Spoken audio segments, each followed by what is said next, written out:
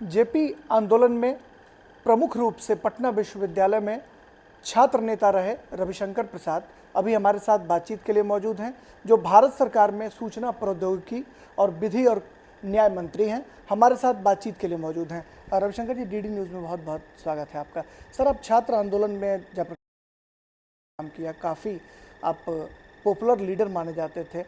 कि जेपी के साथ आंदोलन की जो शुरुआत हुई वो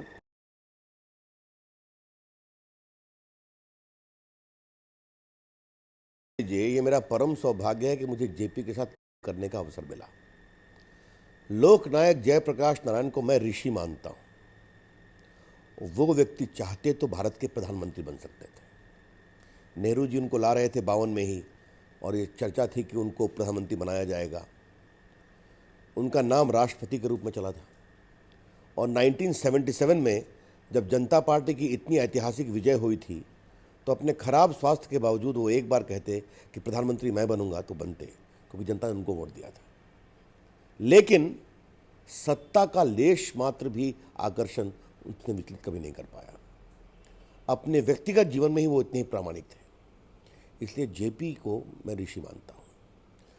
और ठीक आपने कहा, वो सर्वोदय आंदोलन में थे, लेकिन उस समय ये संयोग की बात है, लालू प्रसाद जी हम लोग से उम्र में बहुत बड़े हैं, लेकिन लालू प्रसाद जी पटना जिला छात्र संघ के अध्यक्ष थे। सुशील मोदी जी बिहार के पूर्व मुख्यमंत्री, उप मुख्यमंत्री, महामंत्री थे, और मैं सहायक महामंत्री था। और एक संयोग है कि हम तीनों राजनीति में आगे बढ़े। हम लोगों ने छात्र संघर्ष का श्री गणेश किया था।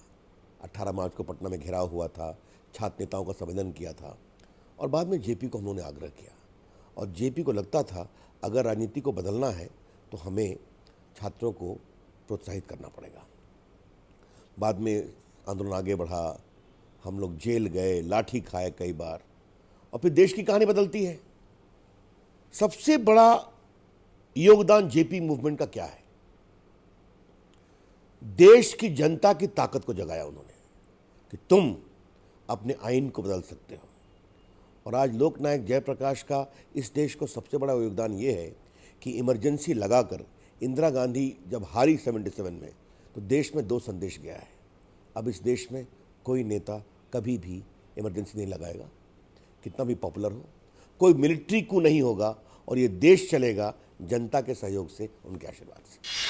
राजनीतिक विश्लेषक कहते हैं कि जेपी ने संपूर्ण क्रांति का आह्वान किया, व्यवस्था बदलने की बात की, लेकिन लगता नहीं है कि सत्ता परिवर्तन तो हुआ, लेकिन जो शुरुआती दौर था उसमें व्यवस्था नहीं बदल सकी। ये ठीक है, समर क्रांति की बात हुई, लेकिन मैं इसको पॉजिटिव रूप में देखता हूँ। उनका सबसे बड़ा कंट्रीब्यूशन क्या है? उन्हें देश की जनता को यह एहसास करा दिया कि तुम अपने वोट की ताकत से कितने भी बड़े नेता हो या कितनी भी बड़ी पार्टी हो, उसको बदल सकते हो, प्रदेश में या केंद्र में। ये उन्होंने सबसे बड़ा परिवर्तन किया, जो लोकतंत्र की मजबूती की। उसके बाद उस आंदोलन से निकले हुए लोग राजनीति में आए। आज आप देखिए, और ये मैं आपको एक बहुत महत्वपूर्ण बात कहने जा रहा हूँ, भारत की वर्तमान राजनीति में जो एक परिवारनिष्ठ पार्टियां, उनको छोड़ दीजिए, बाकी अधिकांश कहाँ से निकले हैं? इस सरकार में मैं नाम गिनाऊं, नरेंद्र मोदी, अरुण जेटली, सुषमा स्वराज, राजनाथ सिंह, वेंकैया नायडू, रविशंकर प्रसाद, अनंत कुमार, ये सब वही हैं। कोई 4-5 साल बड़े हैं, कोई 4-5 साल छोटे हैं, जो उसी आंदोलन से निकले हैं, आगे बढ़े, इमरजेंसी का विरोध किया। रामविलास पासवान, शरद यादव, लालू प्रसाद, नीतीश कुमार, ये सब कहाँ की उपज है? तो भारत की राजनीति में जो एक गुणात्मक परिवर्तन आया है, वो उस आंदोलन में आगे बढ़े हुए नौजवानों की पीढ़ी में आया है, जो आज अपनी जगह पर है। हाँ, कमियां नहीं हैं। पत्रकारिता में बहुत लोग आए, आपको मालूम है। हाँ जी, बिल्कुल। जो जेपी, मैं जानता हूँ इस बात को। जब सांसद ग्राम विकास योजना की बात आई है, मोदी जी ने जयप्रकाश जी का उल्लेख करते हुए क्या कहा था? उन्होंने हमें जगाया था। आज भी उन्होंने बात कही। तो ये देश में बहुत बड़ा बुनियादी बदलाव लोकनायक जयप्रकाश के आशीर्वाद से हुआ। सर, जेपी ने आप लोगों के सिर पे हाथ रखा, तमाम लोग बड़े नेता बन गए, आपने कहा, लेकिन लगता नहीं है कि बाद के काल में जो छात्र राजनीति थी वो कहीं ना कहीं हाशिए पर चली गई, और जितने टॉप लीडर हुए अपने अपने राज्यों में, जितने छत्रप हुए, उन लोगों ने छात्र नेता पैदा नहीं होने दिया? देखिए, ये तो मैं नहीं कहूँगा नहीं पैदा होने दिया, लेकिन आपकी ये शिकायत सही है कि छात्र आंदोलन थोड़ा अब कमज़ोर पड़ गया है। लेकिन मैं उसको एक नए रूप में देखता हूँ। ये देश 65% 35 साल के नीचे है। आज सॉफ्टवेयर के क्षेत्र में, आईटी के क्षेत्र में, इंजीनियरिंग के क्षेत्र में, रिसर्च के क्षेत्र में इस देश की नौजवान पीढ़ी ने जो काम किया है वो एक बहुत बड़ी बात है। तो हमेशा वो आंदोलन के पथ पर ही रहे ये कोई आवश्यक नहीं है, लेकिन इसी तरुणाई ने भारत को आज दुनिया की एक बड़ी ताकत बनाई है। और मुझे दूसरी बात लगती है कि आजकल छात्र आंदोलन जो थोड़ा कमज़ोर पड़ा है उसका एक बहुत बड़ा कारण क्या है। देश की जनता जानती है कि अगर कोई शासक ठीक काम नहीं करता उसको 5 साल में हम हटा सकते हैं, तो वो भी अपने आप में एक बहुत बड़ा कारण है। अन्ना आंदोलन से जेपी आंदोलन की तुलना की जाती है, रविशंकर प्रसाद कैसे देखते हैं? अन्ना हजारे का मैं सम्मान करता हूँ, लेकिन जिस तरह लोकनायक जयप्रकाश की तुलना हम महात्मा गांधी से नहीं कर सकते, उसी प्रकार अन्ना हजारे की तुलना हम लोकनायक जयप्रकाश से नहीं कर सकते। हर के अपना क्षेत्र होता है। लोकनायक जयप्रकाश एक बहुत बड़े नेता थे, अन्ना हजारे बहुत बड़े समाजसेवी हैं। उन्होंने देश के भ्रष्टाचार में पीड़ित जनता के क्रोध को समझा और उनकी पीड़ा को जबान दिया। लोग गए, अच्छी बात है। देखिए, ये सारे जो आयोजन होते हैं ना, ये कहीं ना कहीं भारत के लोकतंत्र को मजबूत करते हैं, जनता की आवाज़ को मजबूत करते हैं। तो भारत के लोकतंत्र में प्रामाणिकता से विश्वास करने के कारण मैं उसका सम्मान करता हूँ। और ये कहीं ना कहीं नसीहत है कि इस देश की सियासत जैसे पहले चली है अब नहीं चलनी चाहिए। अच्छी बात है। क्या लगता है सर कि आने वाले दिनों में जेपी का जो अधूरा सपना था, जो व्यवस्था परिवर्तन का जो उन्होंने नारा दिया, वो सपना तमाम उनके जो शिष्य हैं वो पूरा करेंगे, उनका सपना साकार हो सकेगा? आज जो ये सांसद आदर्श ग्राम योजना है, ये क्या है? आज क्या कहा प्रधानमंत्री ने? ये बहुत बड़े व्यवस्था परिवर्तन की शुरुआत है। इसे आप समझें कि सांसद राजनीति से ऊपर उठकर एक गांव चुने और उसको पूर्ण गांव बनाए, सिर्फ सप्लाई पर नहीं, जनता के साथ मिलकर उनकी अपेक्षाओं के अनुरूप। तो अगर 800 सांसद एक गांव और 3 गांव चुनते हैं और उन्हें कहा कि प्रदेशों में विधायक गण के लिए सरकार योजना बनाए, तो अगर हजारों की संख्या में गांव में परिवर्तन होता है इस सरकार की मुहिम से, तो इसकी प्रेरणा प्रधानमंत्री आदरणीय मोदी जी ने साफ साफ कही, वो लोकनायक जयप्रकाश के आशीर्वाद से आई है। तो वो प्रयास चलता रहता है और मुझे लगता है कि जेपी ने जो हमें अलग दिखाया है वो अलग आने वाले कई वर्षों तक हमारे लिए मार्गदर्शन का काम करता रहेगा। सर, जेपी के साथ कोई ऐसा संस्मरण जो एकदम बिल्कुल आपके मन को छूता हो? एक है, और मैं चाहता हूं कि दूरदर्शन के दर्शकों को बताया जाए। 77 में इंदिरा गांधी बुरी तरह से हार गई थी और जेपी एक विजयी सेना के कमांडर ग्रुप में दिल्ली आए थे। हम लोग बच्चे थे, दाढ़ी भी नहीं आई थी, लेकिन नेता बड़े बन गए थे, बड़ी बड़ी मीटिंगें एड्रेस करते थे। जेपी ये दीनदयाल उपाध्याय मार्ग पर गांधी पीस फाउंडेशन में ठहरे हुए थे और उस समय दूरदर्शन ही था और तो कुछ था नहीं, तो ये भी उनका इंटरव्यू ले रहा था। दुनिया के समाचार पत्र और टीवी वाले आए हुए थे।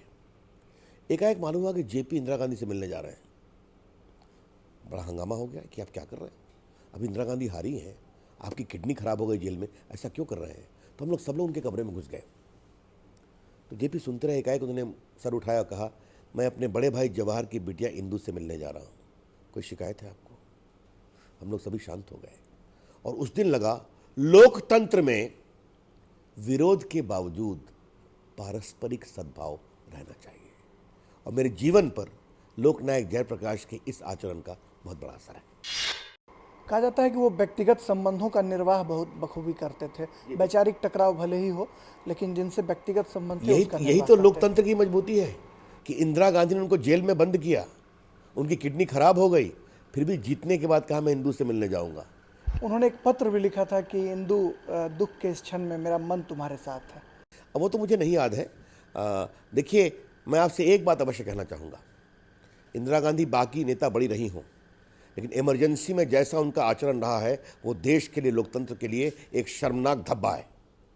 और जो आचरण उन्होंने जेपी के साथ किया, ये आपके दर्शकों को बताना ज़रूरी है कि जेपी जसलोक अस्पताल में रहा करते थे, गिरफ्तार थे, उनको धूप में बैठने की उन्होंने अनुमति मांगी, वो नहीं मिला।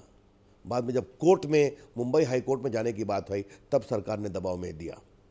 ये कई घटनाएं हैं, लेकिन ये बात मैं इसलिए कह रहा हूँ, इतने अत्याचार और दुर्व्यवहार के बावजूद जेपी ने अपने हृदय का बड़कपन दिखाया। ये देश के लोकतंत्र के लिए एक मजबूत बात है। लगता है कि युवाओं को उनके आचरण से सीख लेनी चाहिए और अपने आचरण में जेपी बिल्कुल के जो कार्य हैं उनको उतारना चाहिए। इतने बड़े आदमी होकर के भी सत्ता से इतने दूर थे, जिसके पास हिंदुस्तान की सबसे बड़ी बड़ी कुर्सियां आगे पीछे नाचती थी। उन्होंने कहा नहीं, मैं समाज के लिए काम करूंगा। ये जेपी का योगदान देश के लिए अमूल्य धरोहर है, जिसे हमें याद रखना चाहिए। सर, जेपी जयंती से अलग एक सवाल, पाकिस्तान सीमा पर लगातार गोलीबारी कर रहा था, लेकिन सरकार ने अपने पुरुषार्थ से उसका मुंह बंद कर दिया है। कैसे देखते हैं आप इस पूरे एपिसोड को? 26 मई 2014 के बाद ये दूसरा हिंदुस्तान है। प्रधानमंत्री नरेंद्र मोदी जी की अगुवाई में ये एक मजबूत, संकल्प युक्त, आशा से भरा, विश्वासी हिंदुस्तान है, जहां पर पड़ोसियों के लिए या दुनिया में किसी भी देश के लिए स्थान तो जरूर है, लेकिन कोई हिंदुस्तान से खिलवाड़ करेगा तो जवाब दिया जाएगा। वो जवाब दिया गया, उधर शांति हो गई। चलिए सर, बहुत शुक्रिया। रविशंकर प्रसाद जो कानून और आईटी मिनिस्टर हैं, उन्होंने जेपी के साथ जो अपना संस्मरण साझा किया है, वाकई वो रोंगटे खड़े कर देने वाले हैं। और निश्चित तौर पर आज की पीढ़ी को जयप्रकाश नारायण के जो कार्य हैं उनको अपने आचरण में उतारना चाहिए। उनके प्रति यही सच्ची श्रद्धांजलि होगी। कैमरामैन अजय के साथ राजेश राज, डीडी न्यूज़, दिल्ली।